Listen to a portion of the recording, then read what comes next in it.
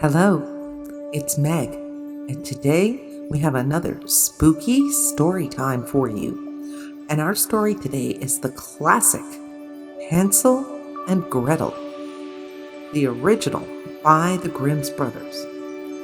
Now, Hansel and Gretel was included in the very first volumes of Kinder und Hausmärchen, or the Grimm's Fairy Tales, which was published in 1812. But the story came from long before that, probably around the early 1300s, and it came from the Baltic region, and the Brothers Grimm probably heard it from Wilhelm Grimm's wife, Henrietta Dorothea Wild. Now, a lot of people don't realize that the Grimm brothers originally wrote these stories down to preserve German culture, folklore, and they weren't really supposed to be for children, which is why this story and many of their other tales include dark themes such as murder, cannibalism, little tiny children being abandoned, and other very unpleasant things. Now, the story of Hansel and Gretel was inspired by the Great Famine of 1315 to 1317 in Europe, which was caused by a little ice age, and it was a widespread period of cooling and a drop in average temperatures around the earth that brought very cold weather and torrential, horrible rains to Europe. And this rain was really detrimental to their crops and food supply. And this created horrible conditions throughout Europe. And old people often went hungry to spare food for younger people. Parents were known to abandon their children because they had nothing to feed them. And so in this story, you kind of see that theme of parents having to abandon children because they have no food for them. So if you have any little ones hanging around, tell them to scat and get out of the room, because you know what? This story is not for children. Sit back and enjoy the original Grimm's Brothers, Hansel and Gretel. Near a great forest, there lived a poor woodcutter and his wife, and his two children. The boy's name was Hansel, and the girl's Gretel. They had very little to bite or suck, and once, when there was a great dearth in the land, the man could not even grain the daily bread. As he lay in bed one night thinking of this, and turning and tossing, he sighed heavily and said to his wife, "What will become of us? We cannot even feed our children. There is nothing left for ourselves."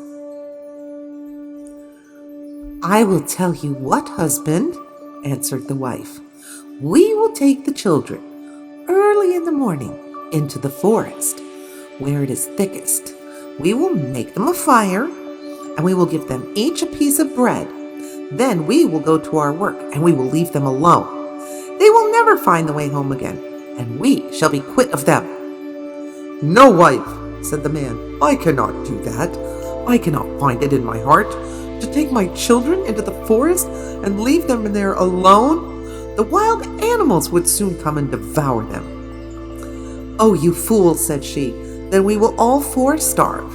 You had better get the coffins ready." And she left him no peace until he consented. "But I really pity the poor children," said the man. The two children had not been able to sleep for hunger, and had heard what their stepmother had said to their father. Gretel wept bitterly and said to Hansel, "It is all over with us." "Oh, do be quiet, Gretel," said Hansel, "and do not fret. I will manage something." And when the parents had gone to sleep, he got up, put on his little coat, opened the back door, and slipped out. The moon was shining brightly, and the white flints that lay in front of the house glistened like pieces of silver. Hansel stopped and filled the little pocket of his coat as full as it would hold.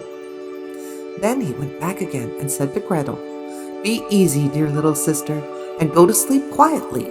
God will not forsake us," and laid himself down again in his bed. When the day was breaking, and before the sun had risen, the wife came and awakened the two children, saying, "Get up, you lazy bones! We are going to the forest to cut wood." Then she gave them each a piece of bread and said, "That is for dinner, and you must not eat it before then, for you will get no more." Gretel carried the bread under her apron, for Hansel had his pockets full of the flints. Then they had set off all together on their way to the forest. When they had gone a little way, Hansel stood still and looked back towards the house, and this he did again and again, till his father said to him, "Hansel, what are you looking at? Take care not to forget your legs." "Oh, father," said Hansel, "I am looking up at my little white kitten, who is sitting up on the roof to bid me goodbye." "You young fool," said the woman, "that is not your kitten, but the sunshine on the chimney pot." Of course, Hansel had not been looking at his kitten, but had been taking every now and then a flint from his pocket and dropping it on the road. When they reached the middle of the forest, the father told the children to collect wood to make a fire to keep them warm, and Hansel and Gretel gathered brushwood enough for a little mountain, and it was set on fire. And when the flame was burning quite high, the wife said, "Now lie down by the fire and rest yourselves, you children, and we will go and cut wood, and when we are ready, we will come and fetch you." So Hansel and Gretel sat by the fire, and at noon they each ate their pieces of bread. They thought their father was in the wood all the time, as they seemed to hear the strokes of an axe, but it was really only a dry branch hanging onto a withered tree that the wind moved to and fro. So when they had stayed there a long time, their eyelids closed with weariness, and they fell fast asleep. When at last they woke, it was night, and Gretel began to cry and said, "How shall we ever get out of this wood?" But Hansel comforted her, saying, "Wait a little longer until the moon rises, and then we can easily find the way home." And when the full moon got up, Hansel took his little sister by the hand and followed the way where the flint stones shone like silver, and showed them the road. They walked on the whole night through, and at the break of day they came to their father's house. They knocked at the door, and when the wife opened it and saw that it was Hansel and Gretel, she said, "You naughty children, why did you sleep so long in the wood? We thought you were never coming home again." But the father was glad, for it had gone to his heart to leave them both in the woods alone. Not very long after that, there was again great scarcity in those parts, and the children heard their mother say at night in bed to their father, "Everything is finished up. We have only a half a loaf, and after that the tale comes to an end. The children must be off. We will take them further into the woods this time, so that they shall not be able to find the way back again. There is no other way to manage." The man felt sad at his heart, and he thought it would be better to share one's last morsel with one's children. But the wife would listen to nothing that he said, but scolded and reproached him. He who says A must say B too, and when a man has given in once, he has to do it a second time. But the children were not asleep, and had heard all the talk. When the parents had gone to sleep, Hansel got out and got more flint stones as he did before, but the wife had locked the door, and Hansel could not get out. But he comforted his little sister and said, "Don't cry, Gretel, and go to sleep quietly, and God will help us." Early the next morning, the wife came and pulled the children out of bed. She gave them each a little piece of bread, less than before, and on the way to the wood, Hansel crumbled the bread in his pocket, and often stopped to throw a crumb on the ground. "Hansel, what are you stopping behind and staring at?" said the father. "I am looking at my little pigeon sitting on the roof to say goodbye to me," said Hansel. "You fool," said the wife, "that is no pigeon, but the morning sun shining on the chimney pot." Hansel went on as before, and strewed breadcrumbs all along the road. The woman led the children far into the wood, where they had never been before in all their lives. And again there was a large fire made, and the mother said, "Sit still there, you children, and when you are tired you can go to sleep. We are going into the forest to cut wood, and in the evening when we are ready to go home, we will come and fetch you." So when noon came, Gretel shared her bread with Hansel, who had strewed his along the road. Then they went to sleep, and the evening passed and no one came for the poor children. When they awoke, it was dark night, and Hansel comforted his little sister and said, "Wait a little, Gretel, until the moon gets up. Then we shall be able to see the way home by the crumbs of bread that I have scattered along it." So when the moon rose, they got up, but they could find no crumbs of bread, for the birds of the wood or the fields had come and picked them up. Hansel thought they might find the way all the same, but they could not.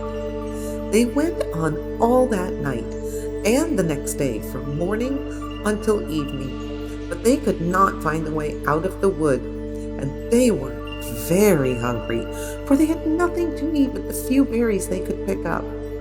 And when they were so tired that they could no longer drag themselves along, they lay down under a tree and fell asleep.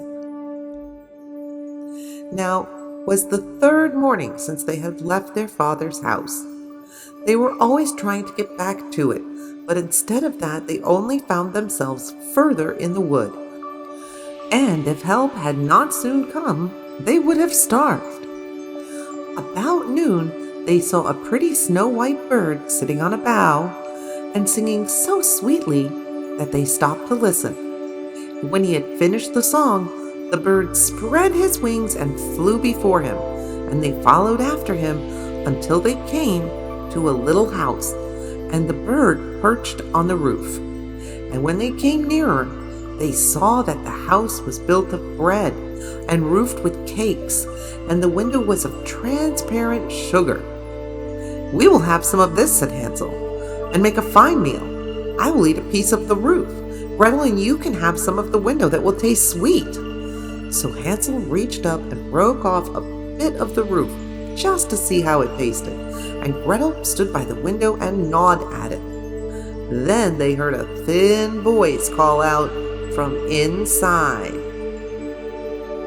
"Nibble, nibble like a mouse. Who is nibbling at my house?" And the children answered, "Never mind, it is the wind." And they went on eating, never disturbing themselves.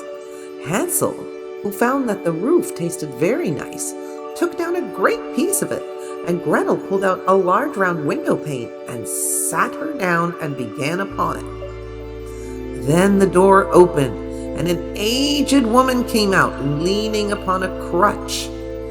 Hansel and Gretel felt very frightened and let fall what they had in their hands.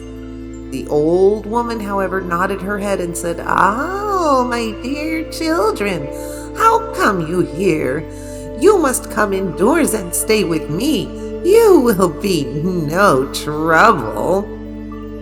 And she took them each by the hand and led them into her little house.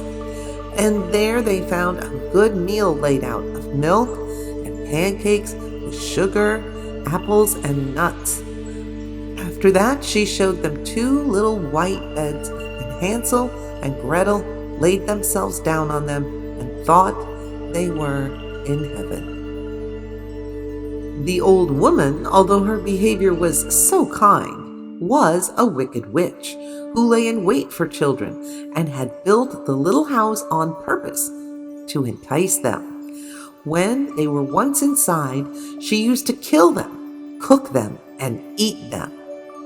And then it was a feast day with her.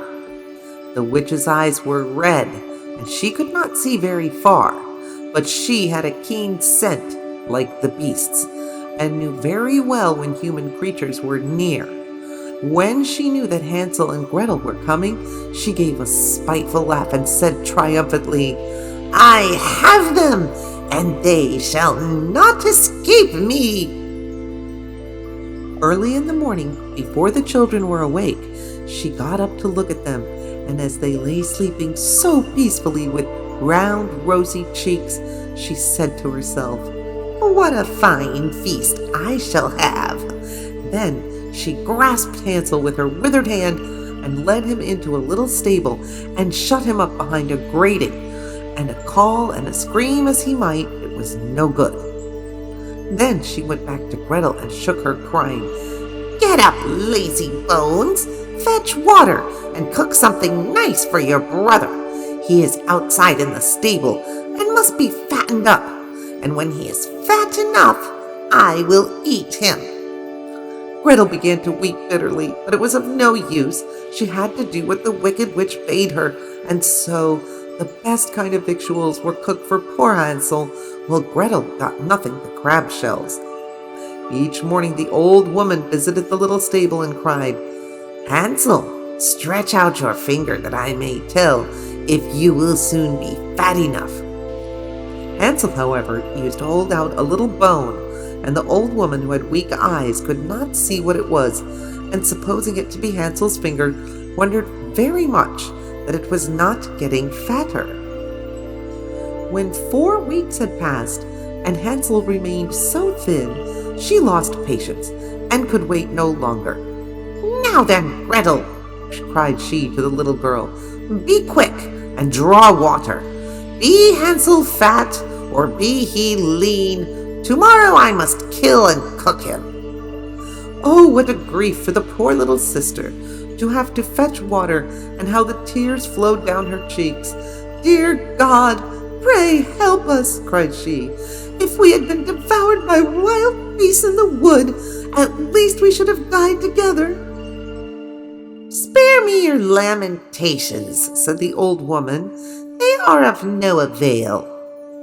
Early next morning Gretel had to get up, make the fire, and fill the kettle.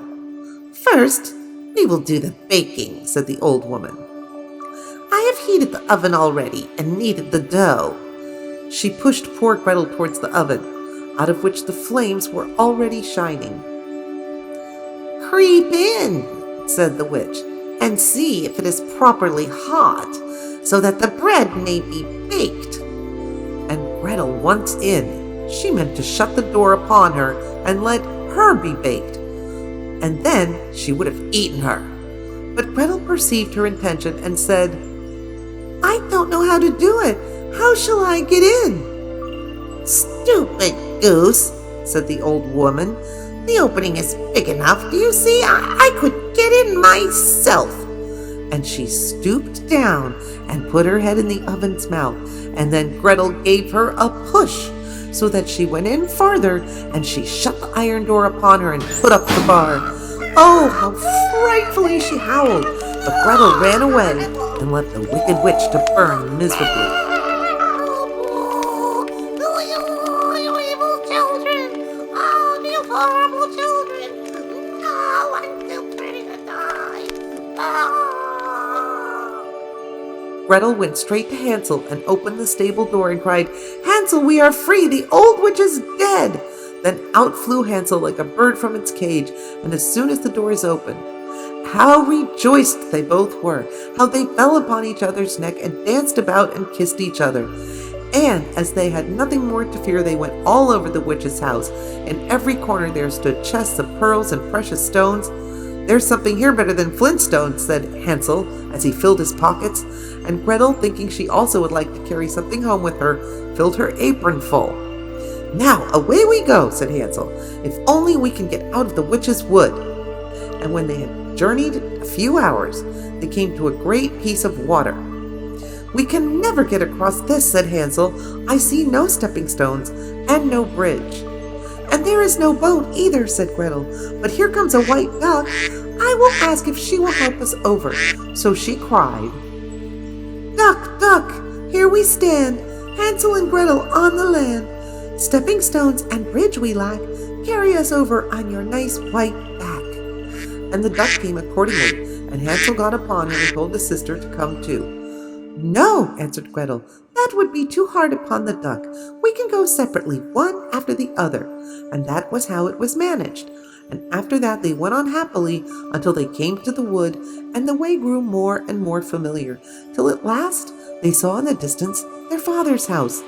Then they ran till they rushed up to it, rushed in at the door, and fell upon their father's neck. The man had not had a quiet hour since he left his children in the wood, but the wife was dead. And when Gretel opened her apron, the pearls and precious stones were scattered all over the room, and Hansel took one handful after another out of his pocket. Then all was care at end, and they lived happily, with great joy together. My tale is done. There runs a mouse. Whoever catches it may make himself a big fur cap out of it. And there indeed is the story of Hansel and Gretel, some very resourceful children who managed to find their way out of quite a difficult fix. I hope you enjoyed this spooky story time with Meg.